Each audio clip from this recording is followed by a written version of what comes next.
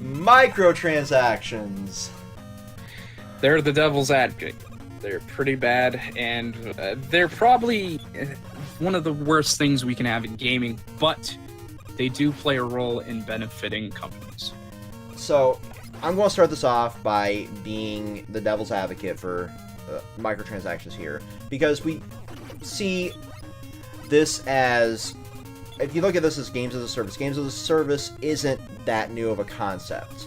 Software as a service was what kind of gave birth to this model, and when you think about it, you use it every day. Office 365, if you have a desk job where you use Word, you use Excel, etc., etc., etc. There, if you're a content creator and you use Adobe Creative Cloud, you use software as a service. You use it when you play Apple Music or Spotify, and you have a monthly subscription. What about Amazon Prime? Same thing. It's like $11, $12 a month. Yep. But there's always benefits to these programs, though. That's a thing that they usually target for people is benefits. Like for Amazon, it's usually coupons or like you get your shipments in quicker, stuff like that.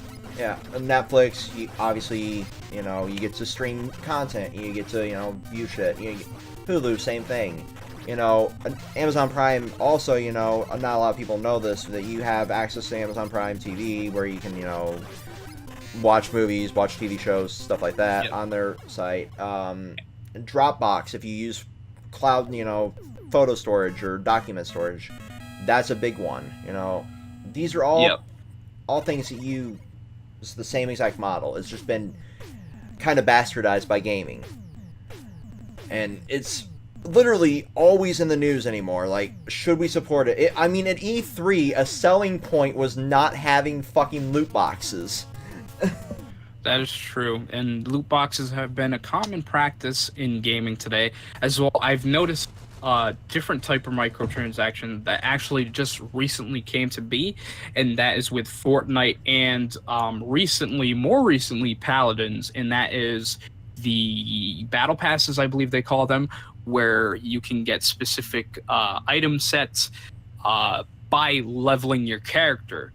And if you don't have a battle pass, you're not going to get much if you don't have it. So to get a battle pass, you have to pay like, I forgot what they're called, the currency, but it's usually like $10 for them, unless it's I think the Paladins one is like $40 because it's a yearly one. So they're trying to make advantage of what Fortnite is doing. Yeah, and while it's scummy, I don't see a whole lot of issue if you're getting bit of an advantage. Obviously it's scummy to those free-to-play players. Of course, because the thing is I find it scummy is because you're not giving the free players a lot of things to acquire and to achieve in Fortnite by playing it free. So when you get the battle pass, you get a lot more items to get to deck your character out with, while if you're just paying free, playing free, you usually just get like a backpack or something. It's like, that's it. That's all you get, unless you're paying. Yeah, you get a backpack or maybe a skin or a dancing emote. It's this one here. It's one of those things that we saw become really, really super popular in the mobile gaming though. Like we saw Candy Crush be the bearer of all of this essentially. Games like that where it was 99 cents for life. And that's one I actually didn't experience. I didn't know a lot about Candy Crush, but I knew it was super popular. Yeah, my dad still plays it for fuck's sake. But he doesn't pay for anything, which is good because it's linked to my Google Play account. But like, it's like this wonderful, like time waster of a game. You see these games, oh, I'm taking a shit. I'm not going to go without my phone anymore. I'm not going to read the shampoo bottle. I'm going to take my phone with me. That's pretty funny because don't even have your phone.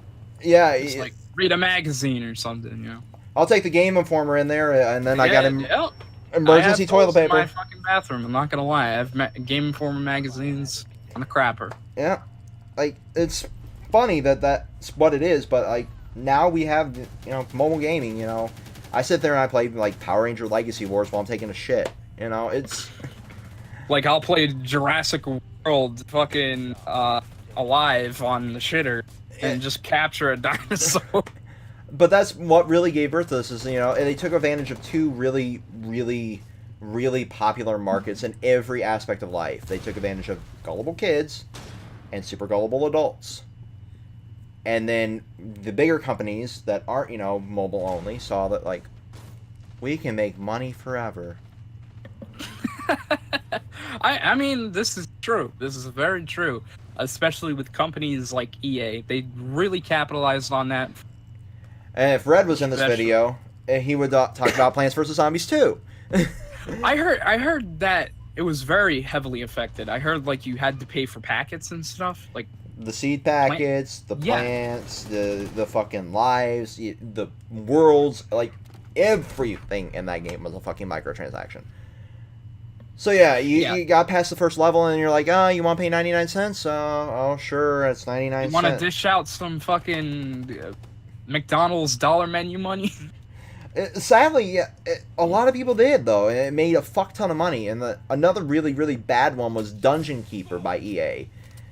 And what game was that? Was that I don't. Is that the 4-player game? No, it's the one game where you had the little devil and you would keep the dungeon. You would try to keep. I don't remember the exact premise of it because I only had it for like a week and I saw how scummy it was. But you would like maintain like a dungeon and torture prisoners essentially, and it was fucked up. But you were playing as like a Satan-style character. It's on like every Watch Mojo worst games, and it's so fucking funny. Like it was a game that was out in like the 80s that they brought back. Oh, we're talking about microtransactions, right? Yeah. I forgot to mention a very big one, and that is The Sims. Oh, Do you know God. how big that is in microtransactions? To the point where they're actually luring in kids with these things because, like you said, kids are gullible and they'll just, swipe their parents' credit card by stealing it somehow. Sneaky bastards. But, and they would, the DLC in, well, I'd say microtransactions, it's not necessarily DLC, but they would have like thousands of dollars of just straight up content in The Sims. If it was just like a new house expansion, couple characters, maybe you wanted a specific car in there, they really went out with the Sims franchise and microtransactions to the point where a lot of people were noticing this and they thought it was very eerie and it was very wrong for even a big company like EA to capitalize on kids specifically. And sadly, that's the market that game's targeted at, is like either, young adults or early, adolescents, and they really, mommy's going to eventually cave to little Susie, screaming like a little, bitch over there in the corner, like, I want the party paper car! I want it! I want it! I want it! And the mom's like, fuck it! Fuck it, I'll buy it for you, now shut up! And, it's sad, but that's what happens with these games. And we see a lot of this now in Fortnite really heavily, and it's becoming increasingly relevant in the news that we see kids are addicted to Fortnite. What's the cause? Well, I mean, you grind enough and you get good shit, or you buy this battle pass and you get better shit. Yeah, you're right. And that's another thing. CSGO is the same way. Microtransactions in CSGO. But there's an actual drive force to that one. It's the gambling aspect. Like you would pay per se $2.50 for a key. The crates are really cheap. They're like 3 cents, depending on if the crate's new. If it's new, it's usually like 20 cents or 24. And the openings of crates gave you a special type of drive.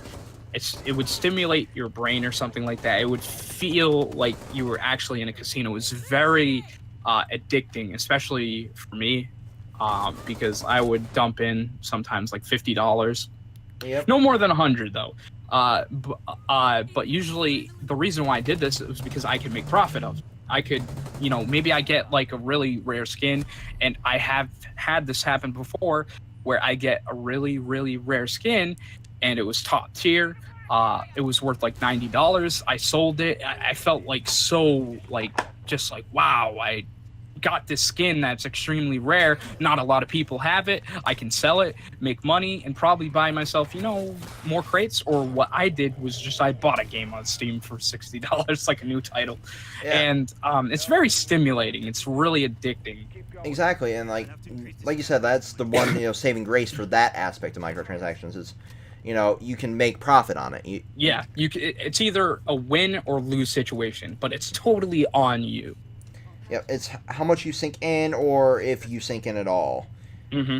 And that's the downside to this is, like you were saying, it's like a gambling addiction. Oh yeah.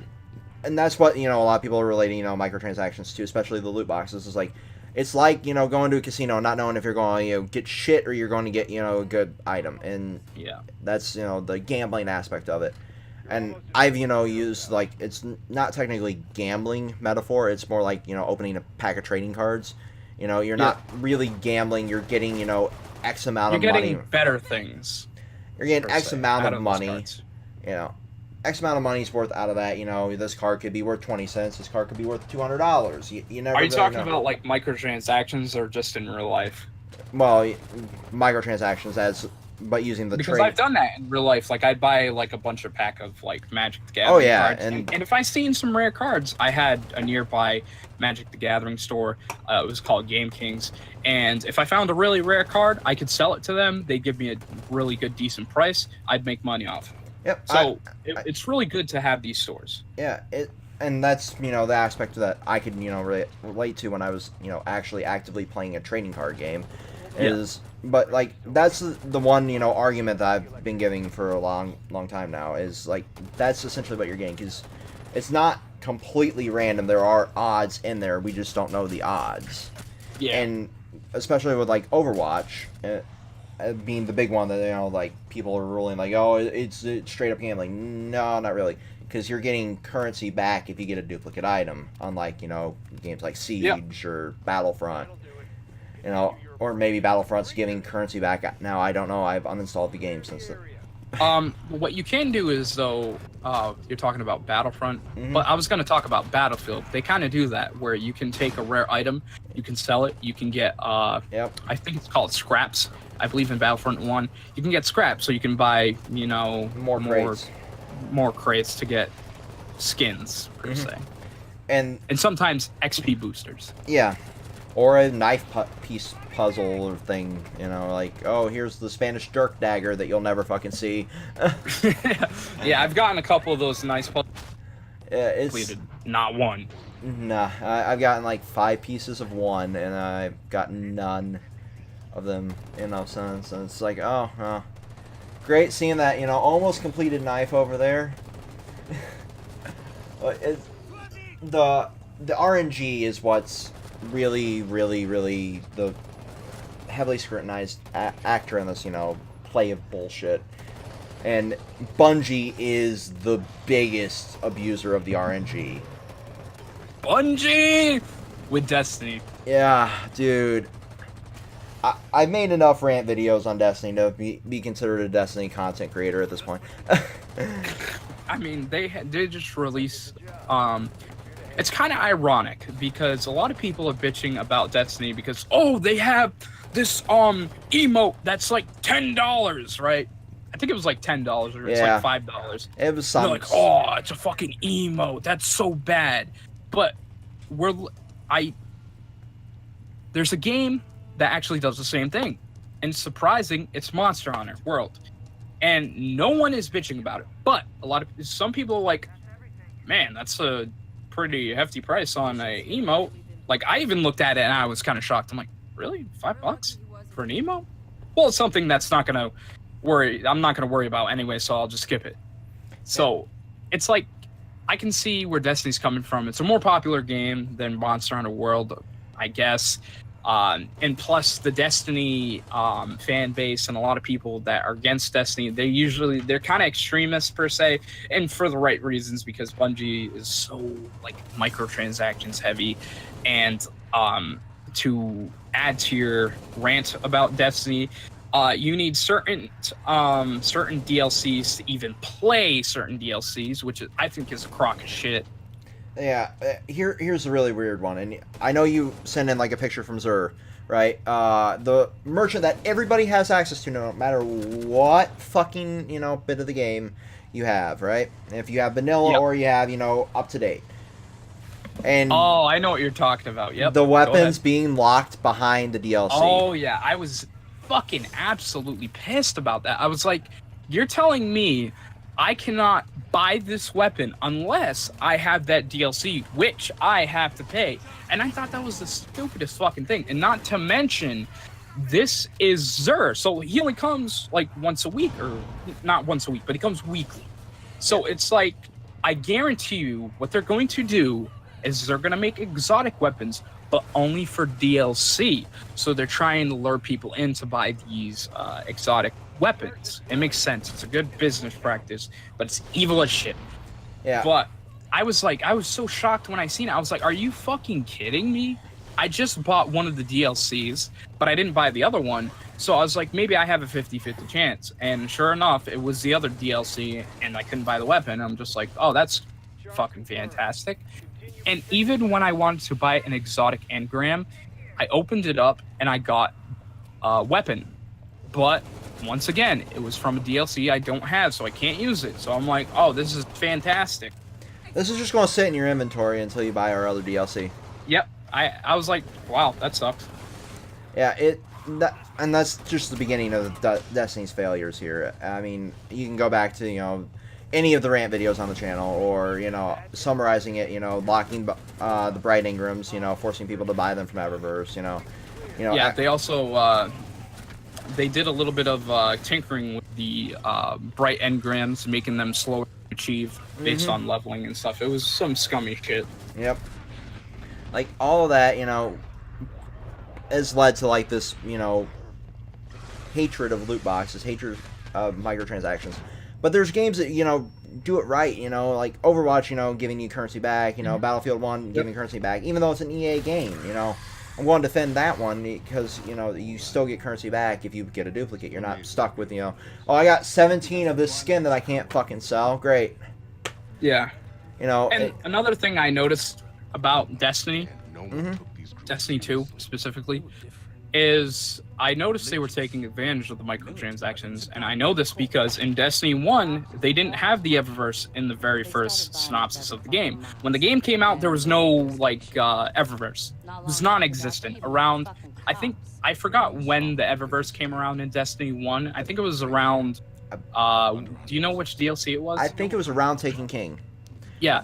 So, yeah, it was. I think it was. And what I noticed from Destiny 2 is when the game first came out, the Eververse was there. And that's when I knew that Bungie was trying to make money off of people on day one.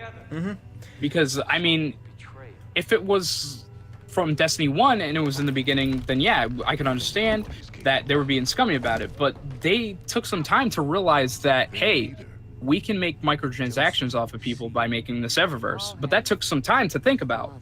Yeah. But now it's in Destiny 2, right when the game just got released. And it's on day one. So that's how I knew it was, they're doing it just for the money. Yeah, I mean, everybody got, I think, 3 Bright Ingrams for, to start and shit like that. If you bought, a collector's edition, But, yeah, something like that. But still, I never bought the collector's edition because they fucked me up the last time when I bought the pre-order of Destiny 1. All I got was a fucking a sparrow with a different color. Like, how stupid was that? Yeah, and then if you bought it on the previous generation, you couldn't port it over. But the thing was, it was so broken, I could make duplicates. Yeah, right? Yeah, I'm not joking. Like, I made duplicates, I know. 5 other pre-order sparrows. So did I. It was just weird. It was just like, what? I didn't do it on purpose either. I'm just like, what? How did I do? What? Oh my god, I'm doing it again. It was stupid. So I dismantled 4 of them because I didn't fucking need 5 of the same goddamn sparrow. But anyway, you see, where microtransactions really go well. In closing here, you see games like Overwatch, Rainbow Six Siege. You see games like GTA 5. Entering all year 3 and up. It's granted this great opportunity to developers and publishers to focus on the extending of content, especially with games games as a service as a whole. You know, we have, you know, Assassin's Creed even, you know, coming a little bit out of obscurity. You know, obviously, you know, it's a game that prided itself on, like, being, you know, somewhat historically accurate, aside from, you know, the characters, you know, influencing the events. But you had, you know, games like fucking, things like a fucking unicorn or a chocobo and inside of it, you know, it just, you know, to kind of like, oh, I can make funny content with this, you know. That's what, you know, microtransactions are really geared towards, I think. Because, let's face it, you know, playing GTA Online, you know, as a free player, you know, you're not going to get anywhere. No, you're not. But That's why they have the shark cards. Yep. But as a content creator, you know, your achievement hunters, you know, your, I mean, even your fucking, your fun houses, your Oni plays, you know, any of them, it's great for them to make content with it. You know, you can have all these great cars, you can make all these great events, you know. Mm-hmm. I see from that aspect, you know, even Sea of Thieves, you know. Yeah, that's another one.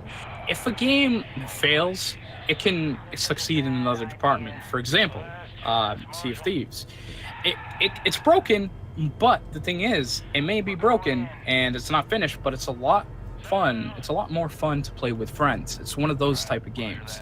Yeah, I see it as like succeeding in like that niche of like role playing, you know, content creators aspect. And we talked about this on the live stream. Is when we were talking about Microsoft, it was like so fucking bizarre that they're announcing, you know, Sea of Thieves DLC on the stage because nobody really gives a shit about the game anymore aside from the content creators. It could have been a developer diary or something. But I mean, the game is on sale, by the way. How much? 30. 30? Damn. Yep, it got cut in half. Not been. So if anyone wants to get Sea of Thieves, it's up. Well, I mean, by the time this video goes up, right, it's gonna be. It might still be $30. I might just do an episode a day, and just make this a monthly series. I don't know yet. It depends on how long it takes to cut everything. But like this here, you know, is really, it serves twofold as well. You know, that, you know, extending content. You know, and it also allows developers and publishers to sink revenue and helping better improve the future titles. You know. Yeah. Because look at, you know, games like fucking Overwatch, how it's improved from launch to now. Look at games like, I even hate to bring it up, but Battlefront 2, I've seen, you know, a shift in the community. Like, okay, it was shit at beginning because you were, you know, making people grind 60 hours or paying for, you know, Darth Vader or Luke Skywalker, you know, games now, that's something I gotta personally say, I don't mind. But the majority of people, that can be a problem, because from someone that's played Monster Hunter, you kind of expect this kind of stuff, but not to the point where it's 60 hours. But I'm a type of person that likes to grind, but I definitely do understand it's definitely just, it's a nuisance. Oh, I would have been more defending of it if it was, you know, like a character from like the prequels or a character. Yeah, that's the thing. I like playing games that have some sort of value to it. That's why I was kind of defending the point that, you know, maybe it's 60 hours. Maybe it's worth getting that character. Yeah, you know, but those two in particular were unlocked by default in the original title. That's why a lot of people were like, "What the fuck?" You know. So if it would have been one of the DLC characters, I think there would have been a little bit of a better response to it. Like, oh well, I can see he wasn't unlocked at the beginning. Grinding for it or paying for it makes sense, you know. Yeah, because you can take, for example, we could take Rainbow Six Siege. It takes a lot of hours to get a character. You do realize this. I'm working on to get Alibi, I believe. I want to get Alibi from the Parabellum. I have like 15,000 Renown right now. Renown, I think it's called. I just bought the year 3 pass. Yeah, and you fucking bitch. But fucking, it takes a while to accumulate that, because I know per match you usually get 100 renown, something like that, 150, some shit.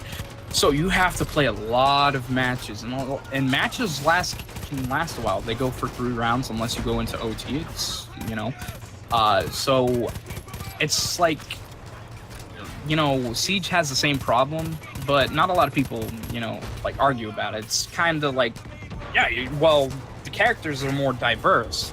It's not just a throwaway character you play as once. You get to keep them permanently. Yep, and that's the big issue. Like, to be able to play as the hero, you know, you have one designated mode or, you know, a power-up, you know, depending on what, you know, you're playing as.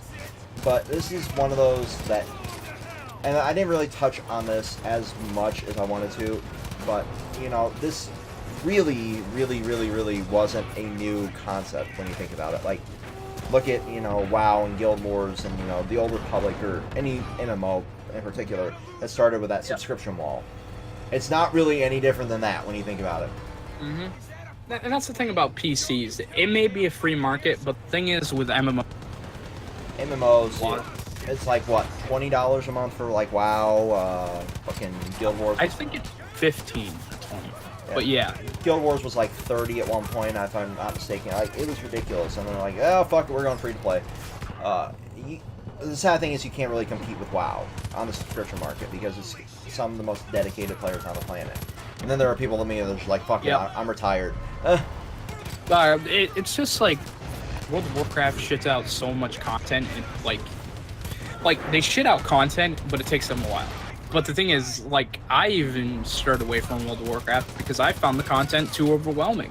I was just like, holy shit, there's so much to go through. I don't even think I can swallow this whole fucking horse down or whatever. It's really, you know, and that's the thing, like, fucking WoW started this, you know, wonderful thing of, like, subscriptions. But at the same time, it also created, you know, the great, wonderful, you know, microtransaction era that we're in now.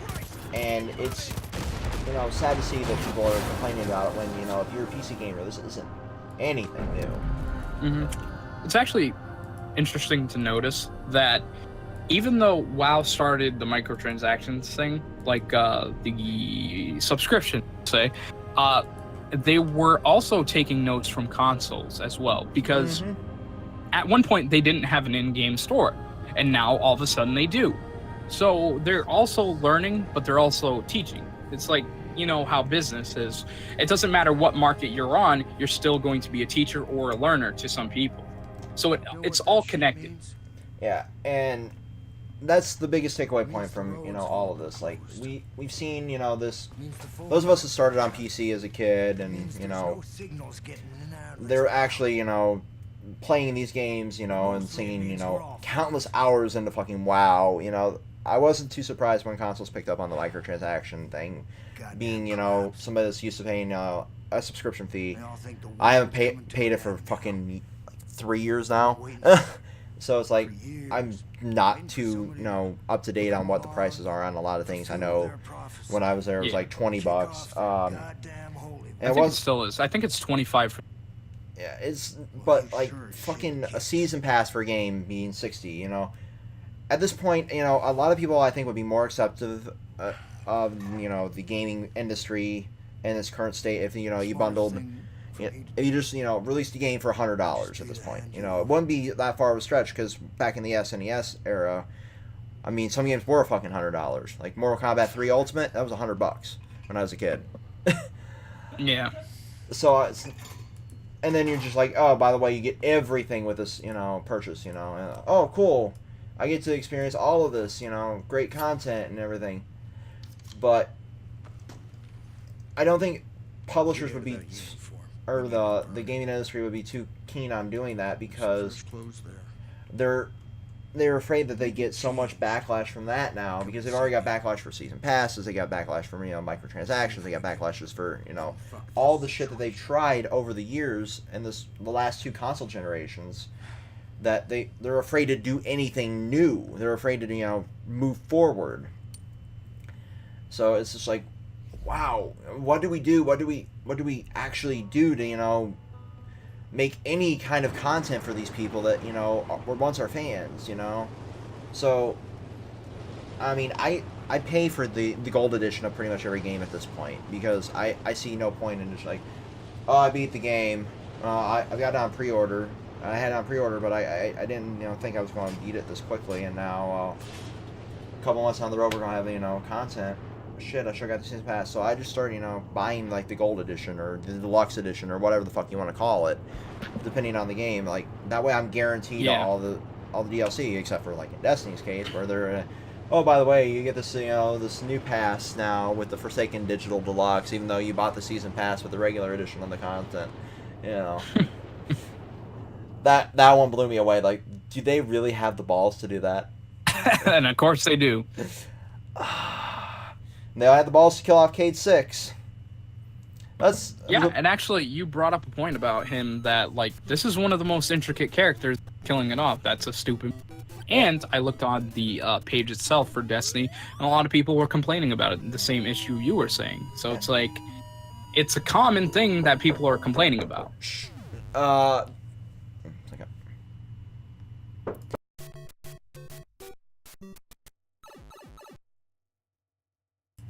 And I don't have to edit with that. But yeah, so, like, he was the one character that had the most personality, in the story.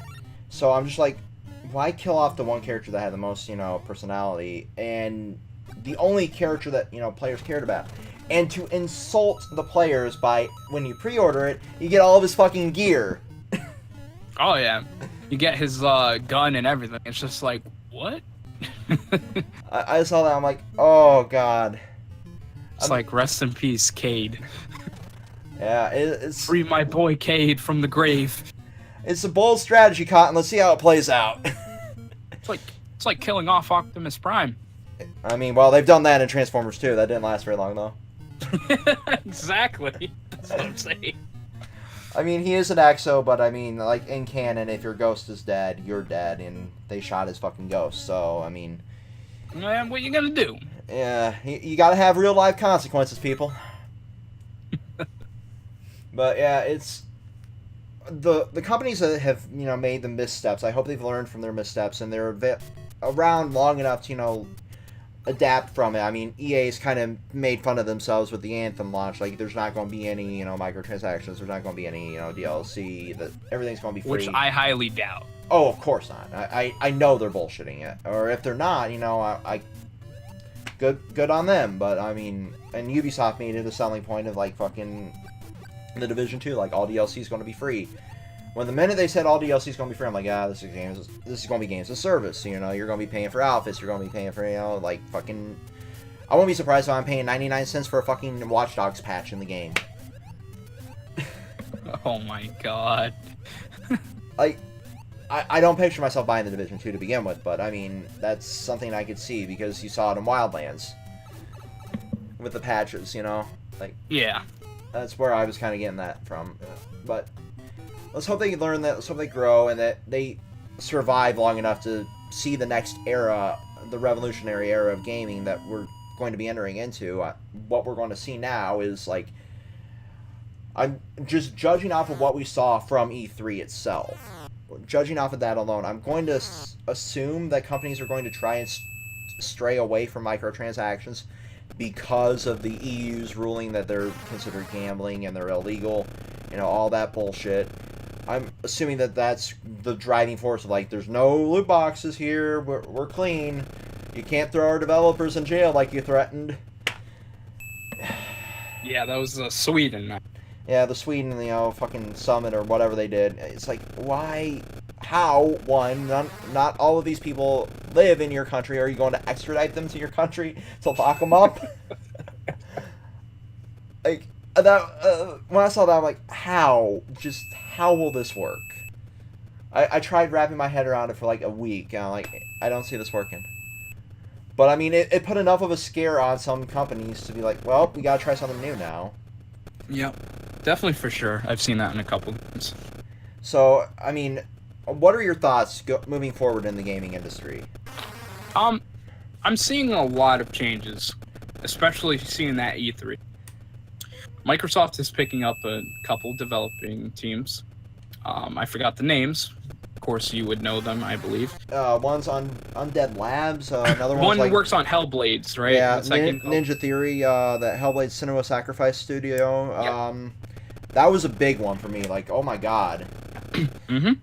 So I see, like, Microsoft, they're doing what they should have been told by the fans, like, years ago. Support, indie titles. Try to get more IPs, I guess you would say.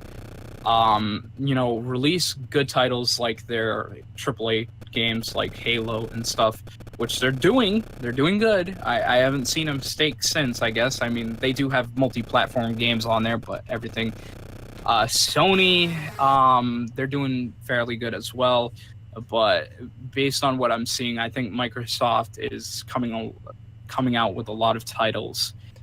So I could really see a revolution, maybe a turn in pace. Maybe Microsoft might be a little bit more prominent. The Nintendo obviously is going to probably be a little bit different, actually, because they've acquired some very popular titles like Fortnite, Paladins, Ark Survival. So I definitely see an evolution in Nintendo. They're very, I would say, adequate. They're trying to move up in the gaming industry. They're not making the mistake of picking way too many indie titles, because they did that last time. And personally, I don't think that worked. I mean, there was a couple games, maybe, wasn't Splatoon one of them? Wasn't that like an indie team? It was a small team inside of Nintendo. I wouldn't call it actually like an indie team. Yeah, but... that's why I was kind of asking. I'm like, I mean, there's Shovel Knight and stuff, titles. I mean, like, even Chibi Robo, I mean, like, stuff like that, they've, acquired, a lot of, these niche titles that sell fairly well. And the only reason I'm bringing up Chibi Robo is because, like, it even has an amiibo, so it's got to be popular for it to get an amiibo. Yeah. So what I'm basically saying is that at one point, Nintendo was focusing big on indie titles because they didn't really have much for their AAAs coming out. So they were like, maybe we'll take a chance on the indie. Mm-hmm. And they called it Nindies, by the way. Yeah. Some shit, so gimmicky. But it kind of worked and it didn't. But now they're focusing on big titles. They're focusing on popular titles, but they're also focusing on their titles that they usually would. So I feel like it's going to appeal to the more casual audience, per se, with Fortnite and Paladins and Ark Survival, because these are popular games. You can't deny this. No. And I think this is a new beginning for Nintendo. I really think they're starting to learn about the market a lot more, just more smarter tactics, per se. Now Sony, we'll talk about Sony last, which I think Sony is making the mistake that they still do for the past couple years. As you talked in E3, they keep showing off these games, and I think you were one of them, said this is getting pretty sickening. Yeah, like, I mean, okay, so just to clarify one thing on Nintendo's end, like, the one thing I will give them is they're trying a lot of things that are different. Like with their E3 conference in particular, I look at that as like they're like, we've learned, but we're still struggling, because they put Smash as the bulk of their conference, which I can respect because Smash is a big selling point, but at the same time, they lacked one big thing, like what Red was saying at the beginning of our E3 discussion. It lacked one really big thing. Like, if they would have had one more big title in there, it would have, like, pushed it up over the edge. I agree. That's why I was kind of saying Nintendo was good, but it wasn't totally good. That's why I said, hey, maybe if they had a Metroid Prime 4 title, which I respect that they didn't release yet because they said they didn't feel like it was needed to be released because it wasn't finished. Yeah, I respect the hell out of that. Like, just like I respect Square for saying, like, we're not done with the fucking the Big Hero 6 world. Like, of course. Like, even Kate and I were saying, like, we would rather see that one than fucking Frozen, but like, I respect that. It's one of those things that, like, but Nintendo has so many games that were rumored to be in development when they launched the Switch that we haven't seen anything from since. So that's what's got me a little bit worried here. Like, are these games still, in development? We definitely don't need it 3 years in a row like Sony, but we would like to. Yeah. We would like to see, like, okay, you're still working on that Shin Megami Tensei game. We're still working on that fucking Metroid. We're still working on, No More Heroes. The fact they acknowledge, Metroid Prime 4, that's good. I figured Bayonetta 3 launches this year. I was shocked I didn't see it at E3. Yeah, that's another one I was surprised on. They did mention it a lot of times, and they never showed it at E3. So I guess that's another title that isn't ready for release. Yeah. So, but with fucking Sony, like, I went off on the fanboys on Facebook Like, it's so stupid. The actual, support of the fact that they're still showing the same, titles over and over and over again. Mhm. We get it, they're still in development. You don't need to continue to show them. I mean, you could have shown, like, 3 seconds of, like, yeah, Ghost of Tsushima is still in development. Spider-Man's coming out in September, Oh, yeah, The Last of Us 2, it's coming out. We don't know when yet. 2020, 2021. Yeah, but... Maybe. I don't see it coming out in 2019, because if it was, they would have said. Unless it's like Q2 or beyond, I don't see why they didn't show a release date if it was coming out in 2019. And I'm still very hesitant to believe that the Ghost of Tsushima footage was real. I think that was all pre-rendered engine bullshit. I didn't think about that. I mean, I thought Ghost of Tsushima was fantastic. It looks great, but there's, the fact that there was no delay in the stream, there was no delay in anything, there's no drop frame rates, nothing, and they were running it on a traditional PlayStation 4. That's what got me like, yeah, that's pre-rendered. But that's just my speculation. It could be, looking that fantastic and, pretty and everything once it launches out. I can eat my words. But given E3's history, I know that happens a lot. There's a lot of fucking trickery that goes on in E3. But Division. Yeah, right. The downgrade. Like that. That's my biggest complaint with like Sony. Like they continue to make the same mistake of showing the same shit over and over and over and over again, and think that we're going to stay hyped for it. I mean, it's not that I'm not going to buy these titles. I do have to point. These are very good titles. Very good titles. But the problem is, they keep just branding them on E3 each year. That's the issue. That they keep bringing them up. And like instead of bringing up other titles that could be potentials. Yeah. Like, they showed roughly half of what fucking Microsoft showed. And we saw the lack of, respect to the audience, making them move from one audience placement to another. Like the Church of Sony. And then we saw them get the same sizzle reels, over and over and over again. It's just like, why? Why is this a thing? Why? Yeah, I don't think that's fair to the people that paid like $250 for tickets. Yeah, not to mention the people that flew out there to see that. Oh, yeah. Like, I know even the streamers were kind of pissed. And I'm like, I don't blame you. Because it's like, why did you waste time to see the same footage? Well, I mean, it's not the same footage, but I mean, the same titles. But, so, there's that. And then Microsoft, like you said, they're doing fantastic. They just need to keep moving forward. And I'm not trying to be a fanboy about it. I'm just saying, in general, we're doing really fantastic.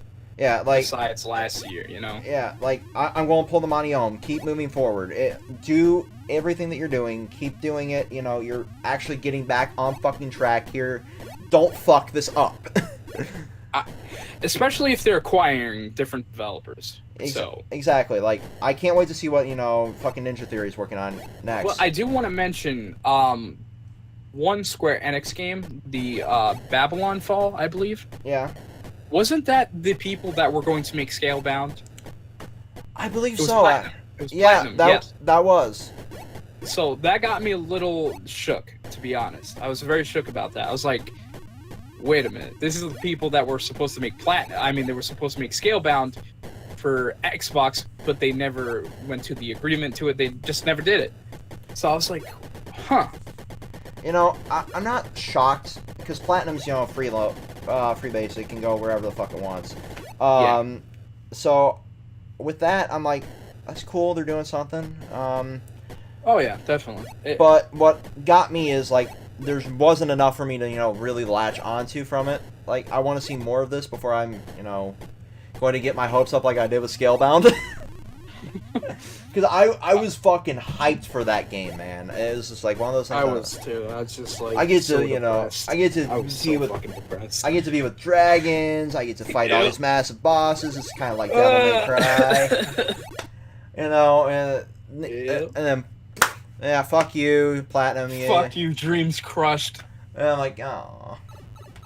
But yeah, so yeah, that's our thoughts, moving forward. This series, I don't know if we're going to continue it, bi-weekly or monthly at this point.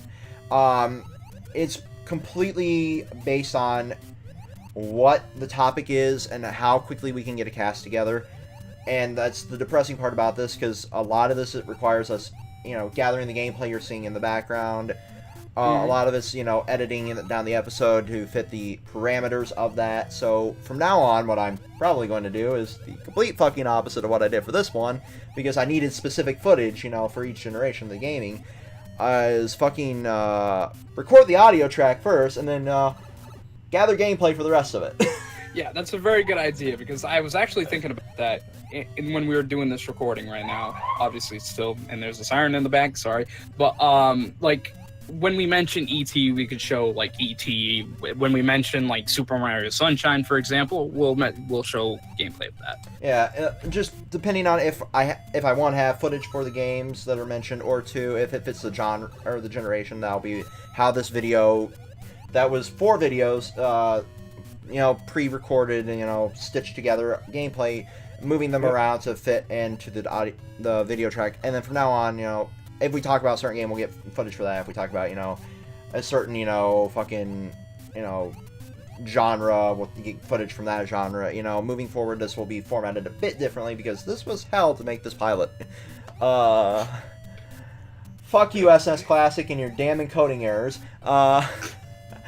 But yeah, stabs table. I don't want the fuckhole to get any bigger.